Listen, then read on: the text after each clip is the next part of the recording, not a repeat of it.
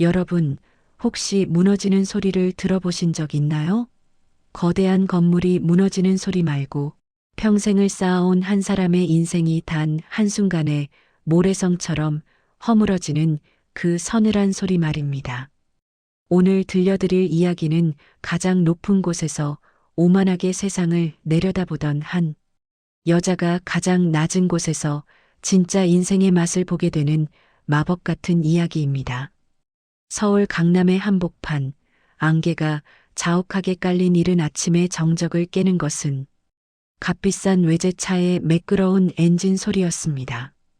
박사모님이라 불리는 여자는 오늘도 거울 앞에서 자신을 가꾸는 것으로 하루를 시작합니다. 그녀의 나이 60을 넘겼지만 세월의 흔적은 고가의 화장품과 시술로 완벽하게 가려져 있었습니다.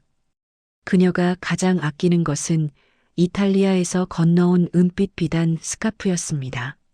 목에 감기만 해도 서늘하고 매끄러운 감촉이 전해지는 그 스카프는 그녀에게 있어 부와 권력의 상징이나 다름없었지요.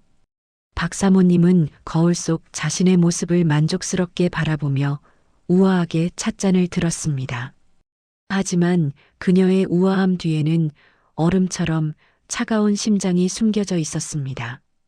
남편이 운영하는 건설 회사가 이번에 도심 재개발 사업을 맡게 되었고 그녀는 그 사업 부지에 포함된 낡은 재래시장을 눈의 가시처럼 여기고 있었거든요. 그 지저분하고 낡은 것들이 내 완벽한 인생에 오점을 남기고 있어.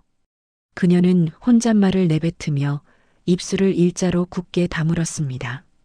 같은 시각 도시의 저편 재래시장 골목에서는 전혀 다른 아침이 시작되고 있었습니다. 새벽 4시에 차가운 공기를 가르며 낡은 셔터 문이 드르륵 소리를 내며 올라갑니다. 이른이 넘은 춘자 할매는 굽은 허리를 두드리며 커다란 무쇠솥에 불을 지핍니다. 할매의 손은 거칠기 짝이 없었습니다. 손가락 마디마디는 류머티즘으로 툭 붉어져 있고 손톱 밑에는 평생을 치대온 고춧가루 물이 들어 지워지지 않았지요.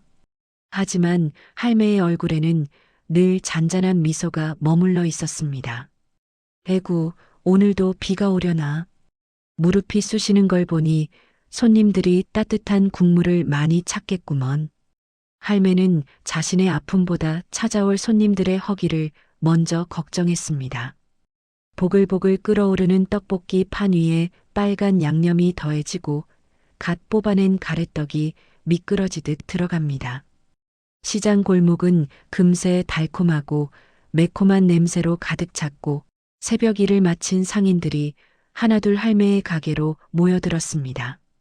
박사모님은 오늘 직접 시장을 방문하기로 했습니다. 비서들이 해결하지 못한 철거 문제를 자신이 직접 나서서 끝내겠다는 심산이었지요. 그녀는 흙먼지가 묻을까봐 까치발을 들고 시장 골목으로 들어섰습니다. 어머 세상에, 이 비릿한 생선 냄새 좀 봐. 정말 기가 막혀서. 박사모님은 코끝을 찡그리며 은빛 비단 스카프로 코를 가렸습니다. 주변 상인들이 신기한 듯 그녀를 쳐다보았지만 그녀는 그들의 시선을 마치 벌레를 보듯 외면했습니다. 그녀가 도착한 곳은 시장의 가장 목 좋은 곳에 자리 잡은 춘자 할매의 떡볶이집 앞이었습니다. 할매는 마침 손님들에게 떡을 나눠주며 크게 웃고 있었지요. 그 활기찬 웃음소리가 박사모님에게는 소음으로만 들렸습니다. 할머니, 이 땅 주인이 누군지 알고 이렇게 태평하게 장사를 하시는 거예요? 차가운 목소리가 시장의 소음을 뚫고 할매의 귀에 꽂혔습니다. 춘자 할매는 국자를 멈추고 고개를 들어 박사모님을 바라보았습니다. 할매의 깊게 패인 주름 사이로 박사모님의 날카로운 눈빛이 부딪혔습니다. 한쪽은 수천만 원짜리 스카프를 두르고 있고 한쪽은 낡은 광목 앞치마를 두르고 있었지요. 이 기묘한 대면이 앞으로 어떤 폭풍을 몰고 올지 당시 시장 사람들은 그저 숨을 죽인 채 지켜볼 뿐이었습니다. 박 사모님은 가방에서 서류 뭉치를 꺼내 탁자에 던지듯 놓았습니다. 오늘부로 이 가게의 운명은 끝났다고 선언이라도 하듯이 말입니다. 이 여자의 오만함이 끝을 모르고 치솟고 있지요. 하지만 시청자분들은 이미 알고 계실 겁니다. 저 높이 솟은 코가 꺾일 때의 그 통쾌함을요. 과연 박 사모님은 이 시장에서 어떤 수모를 겪게 될까요? 그리고 춘자 할매는 이 무례한 방문객을 어떻게 맞이할까요? 이야기가 끝까지 궁금하시다면 구독과 좋아요로 이 여정의 끝을 함께 해주세요. 이제 본격적인 갈등이 시작됩니다.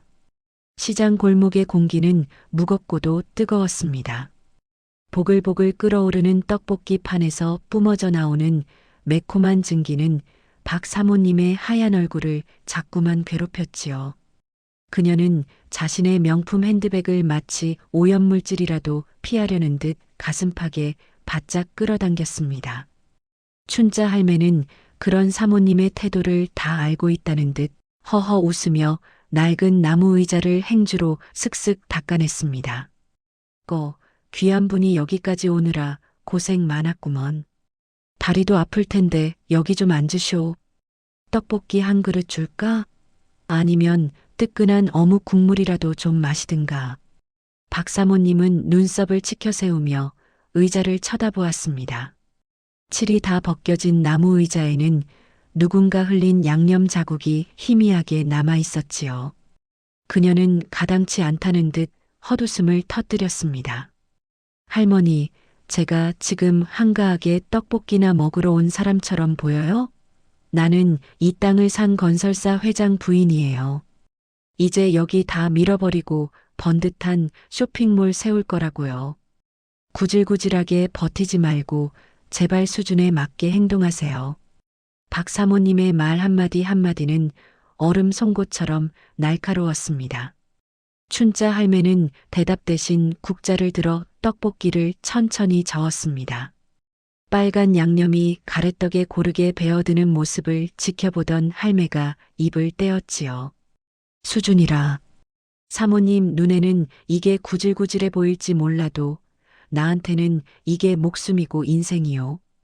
여기서 떡볶이 팔아 자식들 대학 보내고 배고픈 사람들 속 채워준 세월이 30년이야. 돈 몇 푼에 그 세월을 통째로 넘기라는 건 나더러 죽으라는 소리나 다름없지. 할매의 목소리는 낮았지만 그 안에는 바위 같은 단단함이 서려 있었습니다. 박 사모님은 참을 수 없는 짜증이 밀려왔습니다. 말이 안 통하는 노인네라는 생각에 그녀는 핸드백을 열어 빳빳한 수표 몇 장을 꺼냈습니다. 그리고는 그것을 할매가 떡을 썰던 도마 옆에 툭 던졌지요. 수표 한 장이 바람에 날려 빨간 양념 국물 근처에 아슬아슬하게 내려앉았습니다. 자, 이거면 당신이 평생 팔 떡볶이 값보다 많을 거예요. 이거 들고 당장 나가세요. 더는 내 눈앞에서 그 지저분한 앞치마 흔들지 마시고요. 어머 세상에. 냄새가 옷에 다 뱄네. 정말 기분 나빠서. 그 광경을 지켜보던 시장 상인들이 술렁이기 시작했습니다. 옆집 생선가게 김씨가 참다 못해 한마디 던졌지요. 아니, 이 양반아. 돈이면 다야? 할머니한테 예의를 좀 갖춰야지. 하지만 박 사모님은 눈 하나 깜짝하지 않고 김씨를 째려보았습니다. 예의요? 돈이 곧 예의인 세상 아니에요? 당신들도 마찬가지야. 푼돈에 목숨 걸지 말고 줄 때 받고 떠나라고요. 그녀의 오만함은 시장의 뜨거운 열기보다 더 뜨겁게 타올랐습니다. 그때였습니다. 춘자 할매가 가만히 수표를 집어들더니 박 사모님의 손에 다시 쥐어주었습니다. 사모님, 돈이라는 건 말이요. 사람의 마음을 살 때 써야 진짜 돈값을 하는 법이요. 이렇게 사람 가슴에 대못 박는 데 쓰는 건 그냥 종이 쪼가리에 불과해. 내 떡볶이는 1,000원이면 먹지만 사모님이 던진 2만 원짜리 모욕은 100억을 줘도 못 사겠구먼. 에휴, 불쌍한 양반. 돈 뒤에 숨어서 사람 귀한 줄을 모르니 쯧쯧. 할매의 혀 차는 소리에 박 사모님은 머리끝까지 피가 거꾸로 솟는 기분이었습니다. 감히 나를 불쌍하다고 해? 당신 같은 밑바닥 노인네한테 그런 소리를 듣다니. 박 사모님은 옆에 놓여있던 물컵을 홧김에 할매 쪽으로 엎질러 버렸습니다. 맑은 물이 춘자 할매의 낡은 앞치마를 적시고 바닥으로 뚝뚝 떨어졌습니다. 할매는 당황하지 않고 젖은 앞치마를 묵묵히 행주로 닦아냈습니다. 하지만 할매의 눈동자에는 화가 아닌 깊은 슬픔과 가련함이 서려 있었습니다. 박 사모님은 승리감에 도취해 뒤돌아 시장을 빠져나왔습니다. 하지만 그 발걸음이 시장 입구에 닿기도 전 그녀의 명품 가방 안에서 휴대폰이 요란하게 울리기 시작했습니다.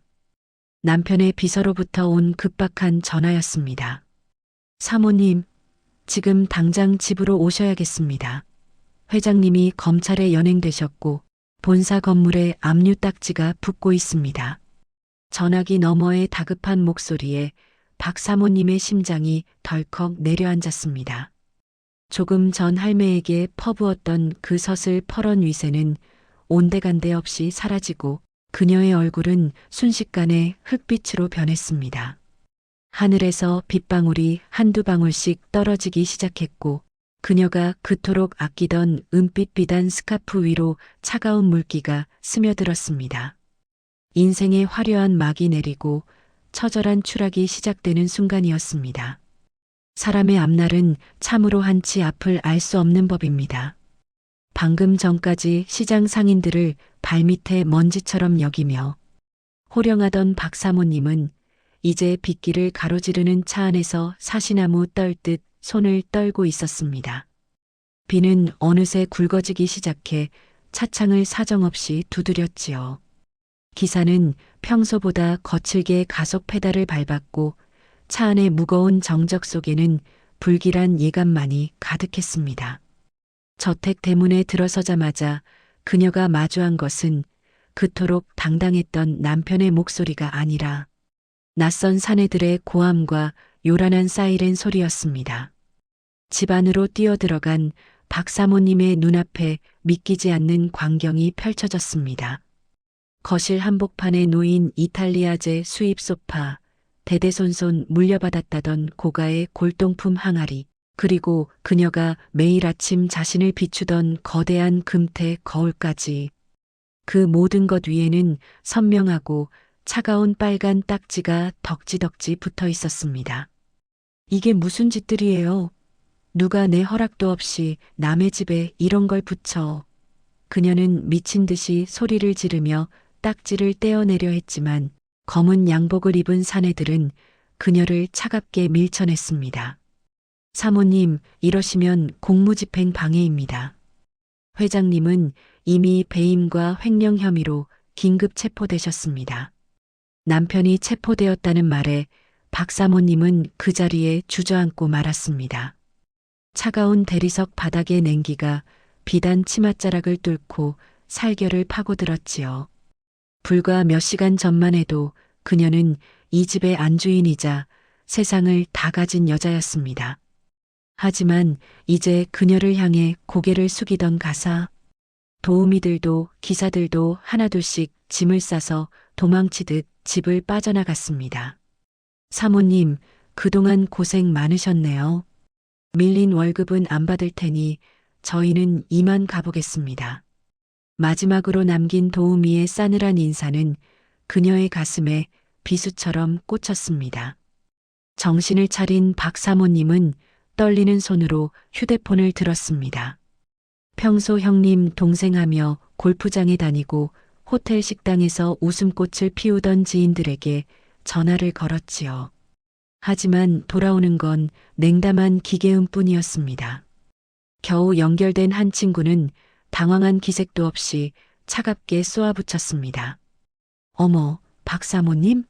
지금 전화하면 어떡해. 우리 남편도 이번 일로 골치 아프대. 당분간 연락하지 마.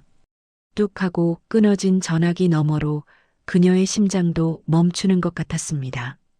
돈으로 맺어진 인연은 돈이 마르자마자 모래알처럼 흩어져 버렸습니다. 밤이 깊어지자 집행관들은 그녀에게 단 한 벌의 옷과 작은 손가방 하나만을 허락한 채 대문 밖으로 그녀를 밀어냈습니다. 수천 평의 대지 위에 우뚝 솟아있던 그 웅장한 저택이 이제는 그녀가 발을 들릴 수 없는 남의 땅이 되어버린 것이지요. 비에 젖은 은빛 비단 스카프는 이제 우아함이 아니라 처량함의 상징이 되어 목을 무겁게 짓눌렀습니다. 구두 굽이 부러진 줄도 모르고 그녀는 빗속을 걷고 또 걸었습니다. 화려한 네온 사인이 반짝이는 강남 거리는 그녀에게 더 이상 안식처가 아니었습니다. 길을 지나는 사람들의 시선이 모두 자신을 비웃는 것만 같았고 쇼윈도에 비친 자신의 몰락한 모습은 낯선 괴물처럼 보였습니다. 갈 곳도 부를 사람도 없는 차가운 도시의 밤. 그녀는 자기도 모르게 낮에 다녀갔던 그 시장 쪽으로 발걸음을 옮기고 있었습니다. 억수같이 쏟아지는 비를 피할 곳이라도 찾아야 한다는 본능적인 이끌림이었을까요? 다리는 천근만근 무거웠고 배에서는 난생 처음 느껴보는 비참한 허기가 밀려왔습니다. 수만 원짜리 스테이크도 맛없다며 투정 부리던 그녀가 이제는 길가에 버려진 빵, 조각 하나에도 눈길이 가는 처지가 된 것입니다. 시장 어귀에 도착했을 때 그녀는 이미 온몸이 젖어 만신창이가 되어 있었습니다. 화장은 번지고 머리카락은 얼굴에 달라붙어 낮에 그 당당했던 박 사모님의 흔적은 어디에도 없었지요. 그녀는 어둠 속에 잠긴 시장 골목을 헤매다 희미하게 불빛이 새어나오는 한 가게 앞에 멈춰 섰습니다. 바로 춘자 할매의 떡볶이집이었습니다. 시장 통로 위를 덮은 낡은 천막 위로 쏟아지는 빗줄기는 마치 거대한 북소리처럼 요란했습니다. 낮에 그토록 시끄럽던 시장의 활기는 온데간데 없고 오직 어둠과 습한 공기만이 골목을 채우고 있었지요. 박 사모님은 춘자 할매의 가게 처마 밑에 몸을 바짝 붙인 채 덜덜 떨고 있었습니다. 한때 수천만 원을 호가하던 그녀의 코트는 빗물을 잔뜩 머금어 납덩이처럼 무거워졌고 비단 스카프는 이미 제 색깔을 잃고 목을 죄는 젖은 헝겊 조각이 되어 있었습니다. 그녀는 차마 가게 안으로 들어갈 엄두가 나지 않았습니다. 불과 몇 시간 전 자신이 이 자리에 서서 저 할머니에게 어떤 독서를 퍼부었는지 생생하게 떠올랐기 때문입니다. 수표를 던지며 모욕을 주고 물컵까지 엎지르며 오만을 떨던 자신의 모습이 비 내리는 골목의 그림자처럼 그녀를 괴롭혔습니다. 하지만 갈 곳은 없었고 몸은 얼음장처럼 차가워졌으며 뱃속에서는 비참한 꼬르륵 소리가 멈추지 않았습니다. 인생에서 처음 느껴보는 이 짐승 같은 허기는 그녀의 마지막 남은 자존심마저 갉아먹고 있었지요. 그때 셔터 문이 반쯤 열려있던 가게 안에서 희미한 전구빛과 함께 달큰한 육수 냄새가 흘러나왔습니다. 그리고 들려오는 낮은 목소리. 거 밖에서 청승 떨지 말고 얼른 들어오쇼. 비 다 맞고 거기서 뭐 하는 게야. 춘자 할매였습니다. 할매는 낮에 겪은 수모 따위는 다 잊은 듯 수건을 어깨에 걸친 채 문가로 나와 있었습니다. 박 사모님은 고개를 들지 못했습니다. 저기, 저는 그냥 비만 좀 피하려고. 할매는 대답 대신 박 사모님의 젖은 팔을 덥석 잡았습니다. 에구, 몸이 얼음덩어리네. 일단 들어와서 불이라도 좀 쬐라고. 사람 목숨이 돈보다 귀한 법이지. 이대로 두면 큰일 나겠구먼. 할매의 손길은 투박했지만 이상하게도 따뜻했습니다. 박 사모님은 못 이기는 척 끌려 들어가 가게 구석 낡은 나무 의자에 주저앉았습니다. 낮에 자신이 그토록 더럽다고 눈살을 찌푸렸던 바로 그 의자였습니다.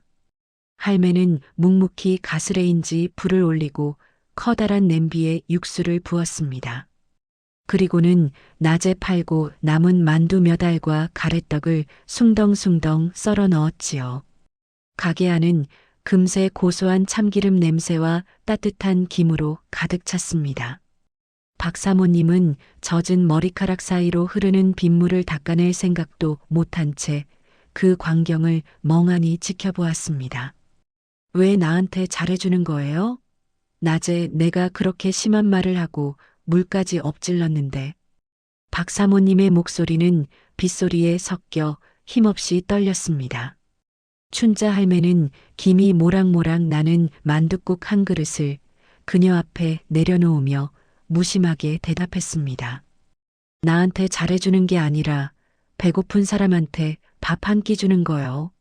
사모님이나 나나 길거리에 나앉으면 똑같은 사람이지 뭐 대단한 게 있나? 자, 불기 전에 얼른 먹으쇼. 사람 속이 따뜻해야 살 길이 보이는 법이니까. 할매는 낡은 수저를 박 사모님의 손에 쥐어주었습니다. 박 사모님은 떨리는 손으로 국물을 한술 떠서 입에 넣었습니다. 뜨거운 국물이 목구멍을 타고 내려가자 온몸의 감각이 살아나는 기분이었습니다. 수천만 원짜리 정찬 요리도 최고급 호텔의 셰프가 만든 음식도 이 만둣국만큼 맛있지는 않았습니다. 그녀는 참아왔던 눈물을 만둣국 그릇 위로 뚝뚝 흘렸습니다. 서러움인지 후회인지 아니면 알 수 없는 안도감인지 모를 뜨거운 눈물이 국물에 섞여 들어갔습니다. 소리내어 울지도 못하고 어깨를 들썩이며 만둣국을 삼키는 그녀의 모습은 영락없는 길 잃은 어린아이 같았습니다. 할매는 그런 그녀를 보며 아무 말도 하지 않았습니다. 그저 낡은 라디오를 틀어 지직거리는 옛 노래를 낮게 깔아줄 뿐이었지요. 한 그릇을 다 비울 때쯤 할매는 가게 뒷방으로 연결된 작은 문을 열었습니다. 저기 작은 방이 하나 있으니까 오늘 밤은 여기서 지내죠. 갈 곳 없으면 당분간 여기 있어도 좋고 대신 공짜 밥은 없는 법이니 내일부터는 내일을 좀 거들어야 할 거요. 몸 움직이며 땀 흘리다 보면 그 시린 마음도 좀 나아질 테니. 박 사모님은 고개를 끄덕였습니다. 평생 남에게 명령만 하던 그녀가 처음으로 타인의 제안에 순종하는 순간이었습니다. 창밖의 빗소리는 여전히 거셌지만 작은 가게 안을 채운 전구빛은 그 어느 때보다 따스하게 박 사모님의 무너진 마음을 어루만지고 있었습니다. 오빠, 인생이란 참으로 묘하지요? 가장 미워했던 사람의 손에서 가장 큰 위로를 얻게 되니 말입니다. 이제 박 사모님의 진짜 인생 수업은 지금부터 시작입니다. 차디찬 빗소리가 잦아들고 시장에 어스름한 새벽이 찾아왔습니다.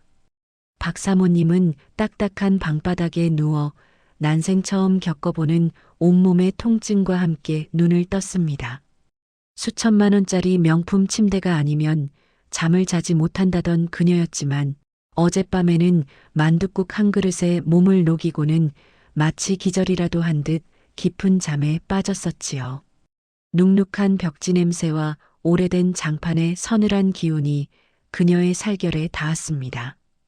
거울도 없는 작은 방에서 그녀는 헝클어진 머리를 대충 손으로 빗어 넘기며 밖으로 나왔습니다. 가게 안은 이미 후끈한 열기로 가득했습니다. 춘자 할매는 벌써 커다란 대야에 하얀 쌀가루를 산더미처럼 쌓아두고 물을 부어 치대고 있었지요. 할매의 구분 등 위로 하얀 김이 피어오르는 모습은 마치 거대한 산처럼 든든해 보였습니다. 어이 박씨, 일어났으면 거기 멍하니 서 있지 말고 이 대파 좀 다듬어. 할매는 고개도 돌리지 않은 채 무심하게 말했습니다.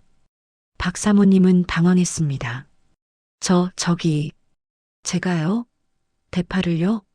저는 평생 이런 걸 해본 적이 없는데. 춘자 할매는 그제야 손을 멈추고 박 사모님을 빤히 쳐다보았습니다.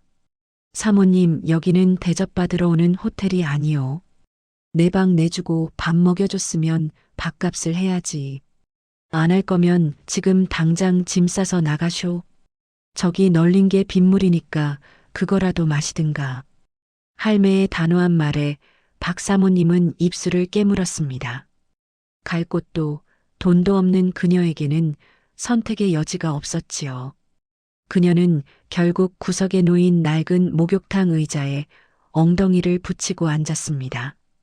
그녀의 눈앞에는 산더미 같은 대파가 쌓여 있었습니다. 흙이 잔뜩 묻은 대파를 하나하나 까서 다듬어야 하는 일이었지요. 박 사모님은 조심스럽게 대파 하나를 집어들었습니다.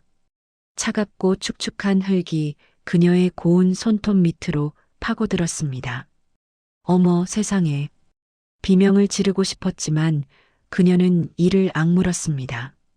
대파를 까면 깔수록 눈은 매워지고 눈물이 멈추지 않았습니다.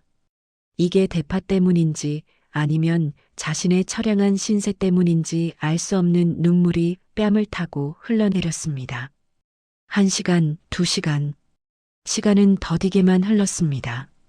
평소 같으면 마사지를 받거나 쇼핑을 즐길 시간이었지만 지금 그녀는 허리가 끊어질 것 같은 통증과 싸우며 대파와 씨름하고 있었습니다. 옆에서 떡을 치대던 할매가 툭 한마디를 던졌습니다. 눈이 맵지? 그게 인생 맛이야. 매워서 눈물 나고 힘들어서 도망치고 싶어도 결국엔 다 다듬어야 맛있는 음식이 되는 법이지. 사모님은 그동안 남이 다 다듬어 놓은 것만 먹고 살았으니 이 매운맛을 알 리가 있나? 박 사모님의 그 하얗고 고운 손이 흙탕물에 젖고 대파 진액으로 범벅이 되는 모습을 상상해 보세요. 자존심 강한 그녀에게 이보다 더 큰 형벌이 있을까요? 하지만 진짜 시련은 그 다음이었습니다. 시장 상인들이 하나둘 가게 문을 열면서 박 사모님의 모습을 발견한 것이지요. 어머, 저 여자 어제 그 사모님 아니야? 떡볶이집에서 대파를 까고 있네? 아이고, 세상 오래 살고 볼 일이네. 사람들의 수군거림이 화살처럼 날아와 그녀의 가슴에 박혔습니다. 박 사모님은 고개를 푹 숙였습니다. 당장이라도 앞치마를 벗어 던지고 뛰쳐나가고 싶었지만 할매가 건네준 그 만둣국의 온기가 자꾸만 발목을 잡았습니다. 정오가 다 되어갈 무렵 그녀의 손가락은 물에 불어 퉁퉁 부어올랐고 손등은 찬바람에 터서 붉게 달아올랐습니다.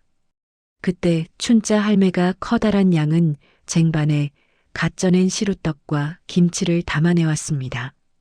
자, 이제 그만하고 이거 좀 먹어. 일한 사람만 먹을 자격 있는 떡이니까. 박 사모님은 떨리는 손으로 떡 한 조각을 집어 입에 넣었습니다. 고물은 달콤했고 떡은 쫄깃했습니다. 평생 수많은 산의 진미를 먹어봤지만 자기가 직접 땀 흘려 일한 뒤에 먹는 이 떡 한 조각의 무게는 그 무엇과도 비교할 수 없었습니다. 그녀는 우물우물 떡을 씹으며 생각했습니다. 자기가 그토록 무시했던 시장 사람들의 하루가 얼마나 고단한 땀방울로 채워져 있었는지를요. 비단 스카프는 이미 가게 구석지에 던져져 먼지가 쌓이고 있었습니다.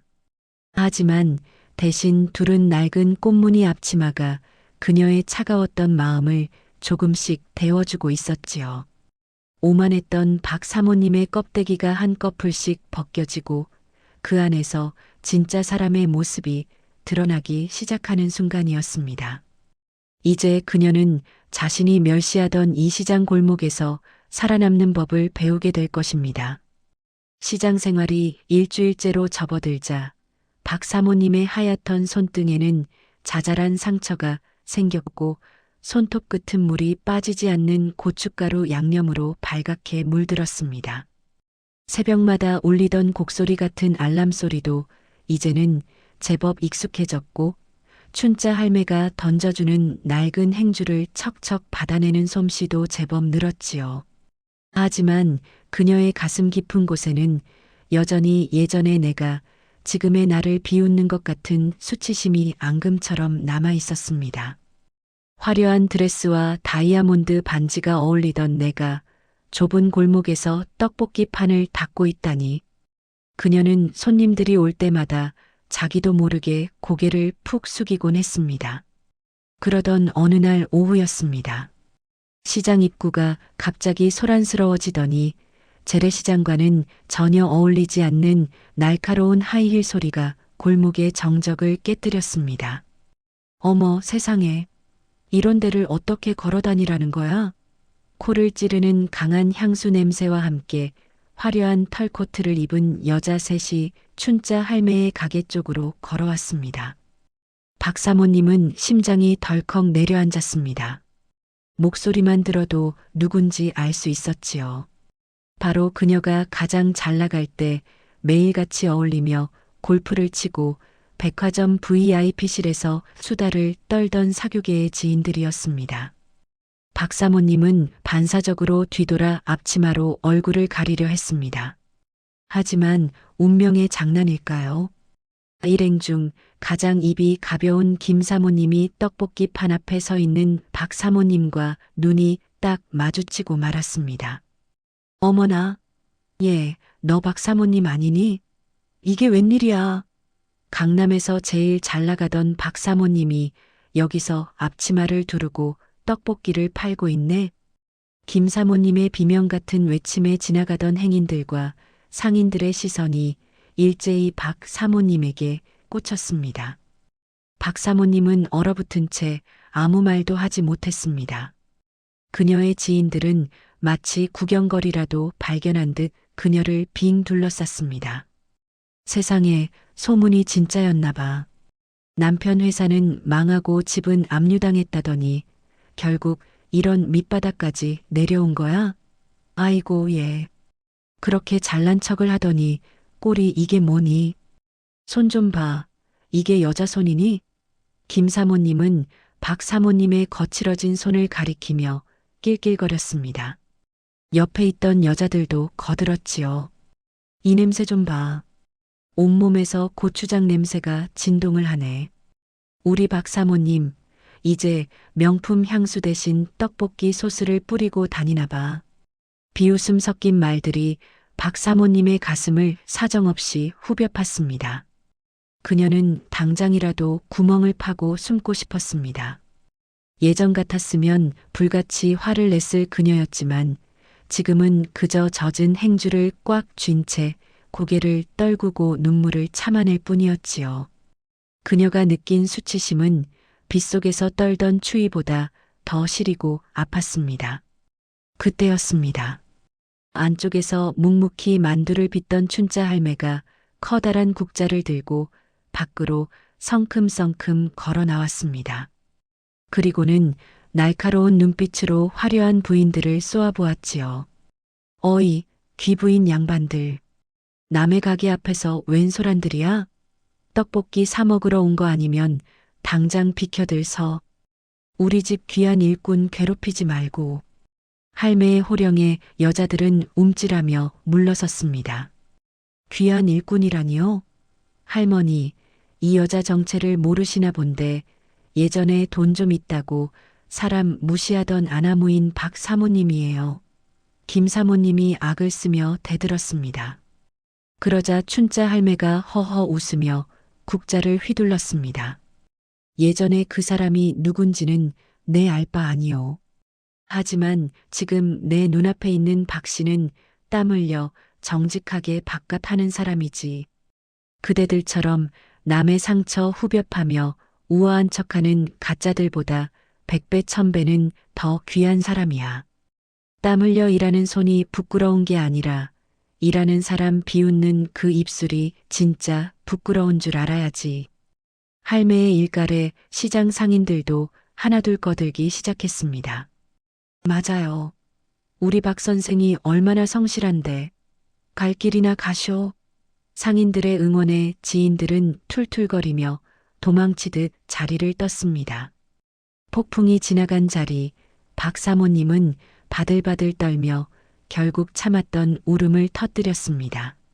할머니, 제가 너무 창피해요. 제 인생이 왜 이렇게 됐을까요? 춘자 할매는 거친 손으로 박 사모님의 어깨를 툭툭 쳤습니다. 창피해하지 마. 저 여자들은 돈만 잃으면 끝장날 빈껍데기들이지만 박 씨는 지금 진짜 인생을 채워가고 있는 중이니까. 고개 들어. 박 씨는 지금 누구보다 당당해. 할매의 투박한 위로에 박 사모님은 생전 처음 느껴보는 뜨거운 소속감을 느꼈습니다. 돈으로 산 친구들이 떠난 자리에 마음으로 지켜주는 진짜 이웃들이 있다는 사실을 깨달은 것이지요. 오빠, 인생의 진짜 아군은 가장 힘든 순간에 나타난다는 말이 딱 맞죠? 박 사모님은 이제 더 이상 고개를 숙이지 않기로 다짐했습니다. 앞치마에 묻은 얼룩이 훈장처럼 느껴지기 시작한 것이지요. 이제 그녀는 자신이 멸시했던 시장 사람들과 함께 진짜 인생의 파도를 넘을 준비가 되었습니다. 시장의 밤은 낮의 소라남을 비웃듯 깊고 고요했습니다. 셔터가 내려진 시장 골목은 길고양들의 발소리조차 크게 들릴 정도로 적막했지요. 박 사모님은 이제 이 좁고 낡은 가게 뒷방이 제법 집처럼 편안하게 느껴졌습니다. 춘자 할매는 고된 일과 끝에 일찌감치 잠자리에 들어 고른 숨소리를 내뱉고 있었지요. 박 사모님은 잠이 오지 않아 할매가 내어준 낡은 담요를 매만지다 구석지에 쌓여있던 헌 옷가지들을 정리하기 시작했습니다. 조금이라도 할매의 일손을 덜어주고 싶었기 때문입니다. 헌 옷들을 조심스레 옮기던 중 그녀의 손끝에 딱딱하고 차가운 감촉이 닿았습니다. 구석 깊은 곳에 숨겨져 있던 낡은 오동나무 상자 하나가 모습을 드러냈지요. 세월의 때가 타서 거뭇거뭇해진 상자는 겉면이 반들반들하게 달아 있었습니다. 박 사모님은 묘한 호기심에 이끌렸습니다. 평생 돈과 보석만 쫓아온 그녀의 머릿속에 짧은 생각이 스쳤지요. 혹시 여기에 할머니의 비상금이나 금붙이라도 들어있는 걸까? 그녀는 조심스럽게 상자의 뚜껑을 열었습니다. 하지만 상자 안에서 나온 것은 반짝이는 보석이 아니었습니다. 그곳에는 낡아서 모서리가 해진 통장 수십 권과 빛바랜 편지들이 층층이 쌓여 있었습니다. 박 사모님은 가장 위에 놓인 통장 하나를 펼쳐보았습니다. 그리고 그녀는 자신의 눈을 의심했습니다. 통장에는 매달 일정하게 수백만 원씩 어딘가로 송금된 기록이 빼곡했습니다. 송금처의 이름은 희망보육원, 꿈나무 장학재단, 그리고 홀로 사는 노인들의 집. 통장 한 권뿐만이 아니었습니다. 상자 안의 모든 통장은 지난 30년 세월 동안 할매가 벌어들인 피 같은 돈이 어디로 흘러갔는지를 묵묵히 증명하고 있었습니다. 박 사모님은 떨리는 손으로 편지들을 하나씩 꺼내 읽기 시작했습니다. 할머니 덕분에 대학을 무사히 졸업했다는 청년의 감사 인사, 할머니가 보내주신 쌀로 이번 겨울을 따뜻하게 냈다는 어느 독거노인의 삐뚤삐뚤한 손글씨, 그리고 얼굴도 모르는 할머니를 시장 할머니라 부르며 그린 아이들의 서툰 그림들. 편지 봉투 속에는 할매가 평생 떡볶이를 팔아모은 땀방울이 사랑이라는 이름으로 녹아 있었습니다. 그 순간 박 사모님은 가슴 한구석이 쩍하고 갈라지는 것 같은 충격을 받았습니다. 그녀는 지금까지 자신이 가졌던 부가 세상에서 가장 크고 대단한 줄로만 알았습니다. 수억 원짜리 가방을 들고 수천만 원짜리 스카프를 두르며 그것이 자신의 가치를 증명한다고 믿었지요. 하지만 할매가 이 낡은 상자 속에 쌓아온 부는 그녀가 가졌던 숫자 노름과는 차원이 다른 것이었습니다. 박 사모님은 남을 짓밟고 올라서기 위해 돈을 썼지만 춘자 할매는 남을 일으켜 세우기 위해 자신의 뼈가 닳도록 일했던 것입니다. 박 사모님은 곤히 잠든 할매의 거친 손을 바라보았습니다. 류머티즘으로 툭 붉어진 그 손가락 마디마디가 이제는 추한 노인의 손이 아니라 세상 그 어떤 예술품보다 아름다운 희생의 흔적으로 보였습니다. 나는 지금까지 무엇을 위해 그토록 아등바등 살았던 걸까? 내가 그토록 무시했던 이 1,000원짜리 떡볶이가 사실은 수많은 아이의 꿈이 되었고 누군가의 생명이 되었구나. 박 사모님은 상자를 가슴에 꼭 껴안은 채 소리 없이 오열했습니다. 자신의 오만함과 무지가 너무나 부끄러워 견딜 수 없었습니다. 화려한 저택에서 명품을 휘감고 살 때보다 지금 이 좁고 낡은 방에서 할매의 비밀을 마주한 순간이 그녀에게는 훨씬 더 크고 무거운 가르침으로 다가왔습니다. 그녀는 결심했습니다. 이제 더 이상 과거의 박 사모님으로 살지 않겠노라고. 돈의 맛이 아니라 사람의 온기가 담긴 인생의 맛을 위해 남은 생을 바치겠노라고 말입니다. 어두운 방 안 낡은 전구빛 아래에서 박 사모님의 눈물은 할매의 통장 위로 뚝뚝 떨어졌습니다. 그것은 참회의 눈물이자 메말랐던 그녀의 영혼이 다시 깨어나는 생명수와도 같았습니다. 오빠, 인생에서 가장 위대한 스승은 멀리 있는 게 아니었어요. 매일 아침 우리에게 따뜻한 밥 한 그릇을 내어주던 그 평범한 손길 속에 진짜 위대함이 숨어 있었던 것이지요. 이제 박 사모님은 할매의 뒤를 이어 진정한 삶의 길을 걷기 시작할 것입니다. 평화롭던 시장에 불길한 그림자가 드리운 것은 어느 안개 자욱한 화요일 오전이었습니다. 평소처럼 춘자 할매와 박 씨는 떡볶이 판을 닦으며 손님 맞을 준비를 하고 있었지요. 그런데 갑자기 시장 입구에서부터 둔탁한 금속 소리와 함께 여러 명의 거친 발소리가 울려 퍼졌습니다. 시장 상인들은 영문도 모른 채 하던 일을 멈추고 입구를 바라보았지요. 그곳에는 검은 양복을 입은 사내 수십 명이 몽둥이와 쇠파이프를 들고 들이닥치고 있었습니다. 이게 뭐야? 무슨 일이야? 상인들의 비명이 골목을 가득 채웠습니다. 사내들은 앞을 가로막는 가판대들을 사정없이 걷어차며 시장 안쪽으로 밀고 들어왔습니다. 그들의 맨 앞에는 박 사모님이 예전에 집에서 보았던 남편의 채권단 사내들이 서 있었습니다. 박 사모님은 심장이 얼어붙는 것 같았습니다. 바로 그녀의 전 남편이 이 시장 부지를 담보로 사채를 끌어다 썼고 그 빚이 해결되지 않자 용역들이 시장을 강제로 철거하러 온 것이었지요. 사내들은 가장 먼저 춘자 할매의 가게 앞에 멈춰 섰습니다. 이 할멈이 아직도 안 나갔네.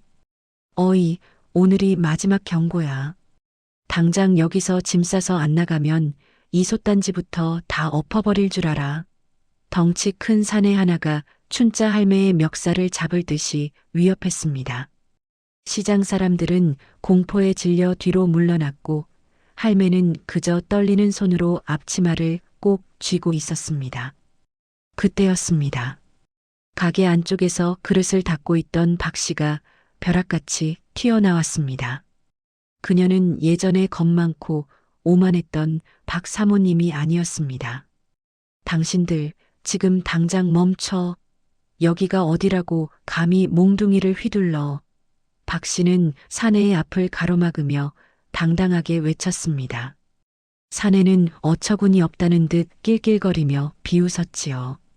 어라, 이게 누구야? 박 회장 부인 아니야? 이런 구질구질한 곳에서 떡볶이나 팔더니 정신이 나갔나 보네. 사모님, 남편 빚이나 갚고 큰 소리 치시지 그래. 사내의 조롱 섞인 말에 박 씨의 눈에는 눈물이 고였지만 그녀는 물러서지 않았습니다. 그래, 내 남편이 잘못한 거 맞아. 하지만 이 사람들은 아무 죄 없어. 이 가게가, 이 시장이 어떤 곳인 줄 알아? 이분들이 30년 넘게 피땀 흘려 일군 삶의 터전이야. 당신들 같은 인간들이 함부로 짓밟을 수 있는 곳이 아니라고. 나를 먼저 밟고 가란 말이야. 박 씨의 일갈에 시장 골목에는 순간 정적이 흘렀습니다.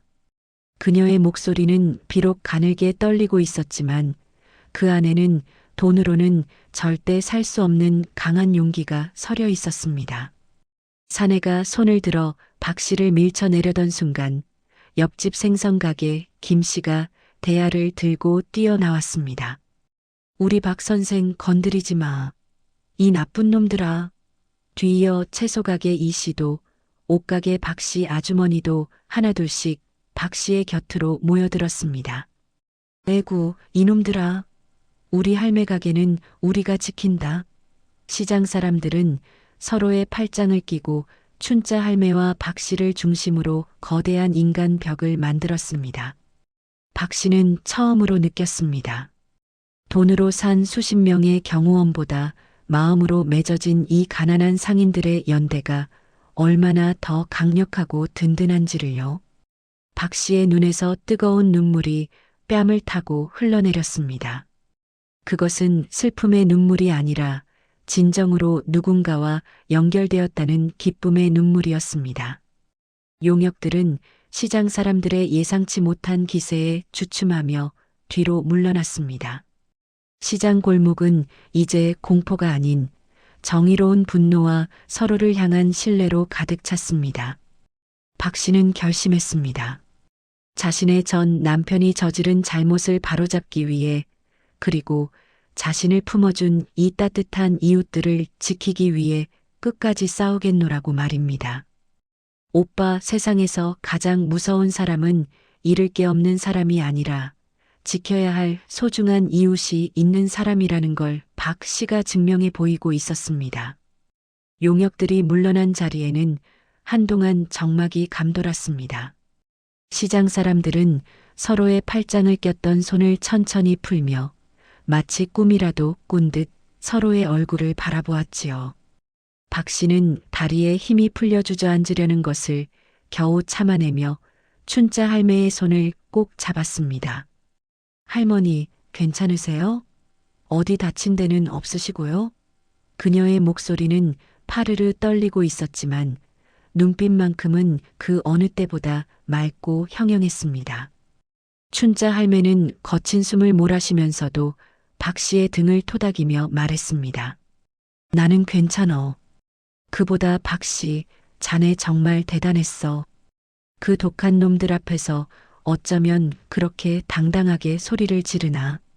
하지만 상황이 완전히 해결된 것은 아니었습니다. 전 남편이 남긴 빚과 법적 서류들은 여전히 시장의 숨통을 조이고 있었지요. 박 씨는 깨달았습니다. 몸으로 맞서는 것만으로는 이 삶의 터전을 영원히 지킬 수 없다는 사실을요. 그녀는 난생 처음으로 자신이 가졌던 과거의 지식과 인맥을 남을 해치는 것이 아닌 남을 살리는 일에 쓰기로 결심했습니다. 그녀는 먼지가 쌓인 낡은 가방 구석에서 예전에 알고 지내던 공익 변호사의 명함을 찾아냈습니다. 한때는 무시하며 거들떠보지도 않았던 사람의 연락처였지요. 박 씨는 직접 변호사를 찾아가 무릎을 꿇고 사정했습니다. 제 전 남편의 잘못입니다. 하지만 이 시장 사람들은 죄가 없습니다. 제발 이분들이 쫓겨나지 않게 도와주세요. 그녀의 진심 어린 눈물에 변호사도 마음을 움직였습니다. 박 씨는 며칠 밤을 꼬박 세우며 시장 부지의 법적 서류들을 검토했습니다. 화려한 파티장에서 샴페인을 마시던 그 섬세한 눈은 이제 빽빽한 법정과 등기부 등본을 읽어내리는 지혜로운 눈으로 바뀌어 있었습니다. 결국 그녀는 서류상의 허점을 찾아냈고 강제 철거를 막는 가처분 신청을 이끌어냈습니다. 시장에 기쁜 소식이 전해지던 날 상인들은 춘자 할매의 가게로 모여들어 작은 잔치를 벌였습니다. 김 씨는 싱싱한 고등어를 구워왔고 이 씨는 밭에서 갓 딴 상추를 한 바구니 내왔지요. 박 씨는 사람들의 축하 속에서 소탈하게 웃으며 떡볶이 접시를 날랐습니다. 사람들은 이제 그녀를 사모님이 아닌 박 선생 혹은 우리 박 씨라 부르며 스스럼 없이 대했습니다. 비단 스카프보다 앞치마가, 다이아몬드 반지보다 손가락에 굳은 살이 그녀를 더욱 빛나게 만들고 있었습니다. 어느덧 해가 지고 잔치가 끝날 무렵 춘자 할매가 조용히 박 씨를 뒷방으로 불렀습니다. 할매는 장롱 깊숙한 곳에서 보자기에 싼 두툼한 봉투 하나를 꺼내 박 씨의 손에 쥐어주었지요. 박 씨, 이제 여기서 고생 그만하고 내 인생 찾아가야지. 이건 그동안 내가 여기서 일한 몫이야. 그리고 내가 조금 보탠 거니까 이거 들고 나가서 작은 방이라도 하나 구해서 새 출발해. 할매의 눈에는 고마움과 미안함이 교차하고 있었습니다. 박 씨는 봉투를 가만히 내려다보더니 고개를 저으며 할매의 손을 다시 감싸 쥐었습니다. 할머니, 저 안 가요. 아니, 못 가요. 저한테는 여기가 집이고 할머니가 제 가족인걸요. 이 돈으로 하고 싶은 일이 생겼어요. 할매가 평생 모은 그 귀한 뜻을 이어받아서 우리 시장 아이들이 마음 놓고 책 보고 공부할 수 있는 작은 공부당을 만들고 싶어요. 시장 어귀에 버려진 창고 있잖아요. 거기를 예쁘게 꾸며서 아이들의 꿈을 키워주고 싶어요. 춘자 할매의 눈에서 뜨거운 눈물이 왈칵 쏟아졌습니다. 할매는 박 씨를 끌어안으며 어깨를 들썩였습니다. 아이고, 이 미련한 사람아. 왜 이렇게 힘든 길을 가려고 해? 박 씨는 할매의 굽은 등을 쓸어내리며 함께 울었습니다. 할머니, 저 이제야 진짜 인생의 맛을 알 것 같아요. 돈으로 배를 채우는 게 아니라 마음을 나누는 게 진짜 행복이라는 거요. 두 여자의 울음소리는 시장의 밤 공기를 타고 따뜻하게 번져나갔습니다. 오빠, 인생이란 참으로 알 수가 없지요? 가장 미워했던 장소가 가장 사랑하는 집이 되고 피 한 방울 섞이지 않은 타인이 세상에서 가장 소중한 가족이 되니 말입니다. 박 씨는 이제 화려한 저택에서의 삶보다 시장 사람들과 함께 숨쉬는 이 소박한 일상이 훨씬 더 귀하다는 것을 온 마음으로 느끼고 있었습니다. 그녀의 인생 이막은 이제 절망이 아닌 찬란한 희망의 빛으로 채워지고 있었습니다. 세월은 시장 골목을 흐르는 빗물처럼 소리 없이 흘러갔습니다. 철거 위기에 놓였던 낡은 시장은 이제 대형 쇼핑몰보다 더 활기차고 정겨운 명소가 되었습니다. 현대화 사업이라는 명목 아래 모든 것을 부수는 대신 낡은 것은 다듬고 부족한 것은 채워 넣은 덕분이었지요. 시장 입구에는 작은 공부방이 하나 생겼습니다. 공부방의 이름은 꿈을 굽는 떡볶이 교실입니다. 그곳에서는 매일 오후 아이들의 웃음소리와 고소한 떡볶이 냄새가 끊이지 않았습니다. 이제 박 선생이라 불리는 박사모님은 예전에 화려했던 실크 드레스 대신 정갈한 면 셔츠를 입고 아이들을 가르칩니다. 그녀의 얼굴에서는 고가의 시술로도 만들 수 없었던 은은한 평화로움이 배어 나왔지요. 그녀는 더 이상 거울을 보며 주름을 세지 않았습니다. 대신 아이들의 꿈이 얼마나 자랐는지 시장 상인들의 안색이 어떤지를 살피는 것으로 하루를 채웠습니다. 그녀의 손은 이제 거칠어졌지만 그 손으로 빚어낸 만두와 떡볶이는 수많은 사람의 마음을 어루만지는 약이 되었습니다.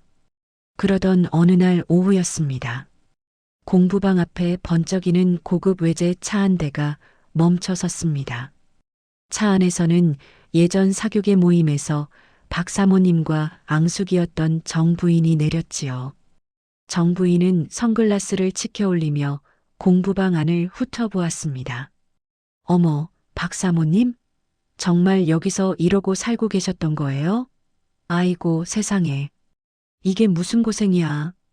정 부인의 말투에는 숨길 수 없는 동정과 약간의 비웃음이 섞여 있었습니다. 박 선생은 떡볶이 판 앞에서 고개를 들어 정 부인을 바라보았습니다. 그리고는 예전 같으면 상상도 못했을 환한 미소를 지어 보였지요. 어서 오세요, 정 부인. 고생이라니요. 저는 지금 제 인생에서 가장 화려한 전성기를 보내고 있는걸요. 정 부인은 기가 차다는 듯 공부방 안의 낡은 가구들과 아이들을 가리켰습니다. 아니, 강남 펜트하우스에서 살던 사람이 이런 좁은 골목에서 애들이랑 떡볶이나 파는 게 어떻게 전성기라는 거예요? 솔직히 말해봐요. 예전으로 돌아가고 싶지 않아요? 박 선생은 조용히 춘자 할매가 앉아 있는 평상 쪽을 바라보았습니다. 할매는 따사로운 햇살을 받으며 꾸벅꾸벅 졸고 있었지요. 할매가 계신 이곳이 저에게는 세상에서 가장 높은 펜트하우스예요. 예전에는 비단 스카프로 목을 둘러도 마음이 시렸는데 지금은 이 낡은 앞치마 하나만으로도 가슴이 뜨겁거든요. 정부인, 돈으로 집은 살 수 있어도 가족은 살 수 없고 보석으로 몸은 꾸밀 수 있어도 영혼은 꾸밀 수 없다는 걸 이제야 알았네요. 박 선생의 대답에 정부인은 아무 말도 하지 못했습니다. 그녀의 눈에 비친 박 선생은 비록 초라한 옷차림이었지만 그 눈빛만큼은 수억 원짜리 다이아몬드보다 더 투명하고 단단하게 빛나고 있었으니까요. 정 부인은 도망치듯 차에 올라타 시장을 떠났습니다. 박 선생은 멀어지는 차를 보며 다시 떡볶이를 저었습니다. 인생의 진짜 맛은 화려한 포장지가 아니라 그 속에 담긴 따뜻한 진심이라는 사실을 그녀는 이제 온몸으로 알고 있었습니다. 우리의 이야기는 여기서 끝이 나지만 박 선생과 춘자 할매의 삶은 내일도 계속될 것입니다. 두 사람은 피 한 방울 섞이지 않았지만 서로의 상처를 보듬으며 진정한 가족이 되었습니다. 욕심쟁이 사모님의 몰락은 끝이 아니라 사람 냄새 나는 한 여자의 새로운 시작이었습니다. 진정한 행복은 내가 얼마나 가졌느냐가 아니라 내가 누구와 무엇을 나누고 있느냐에 달려 있다는 것을 우리에게 보여준 것이지요. 영상을 마무리하며 여러분께 묻고 싶습니다. 만약 오늘 여러분의 손에 든 모든 것이 한순간에 사라진다면 여러분 곁에는 누가 남을까요? 그리고 여러분은 그 사람에게 어떤 따뜻한 국물 한 그릇을 내어줄 수 있으신가요? 인생의 마지막에 우리에게 남는 것은 내가 모은 돈이 아니라 내가 나누었던 사랑의 기억뿐일지도 모릅니다. 오늘 밤 여러분의 마음속에 있는 진짜 보석은 무엇인지 한 번쯤 생각해 보시길 바랍니다. 지금까지 긴 이야기 들어주셔서 진심으로 감사합니다. 늘 건강하고 따뜻한 하루 보내세요.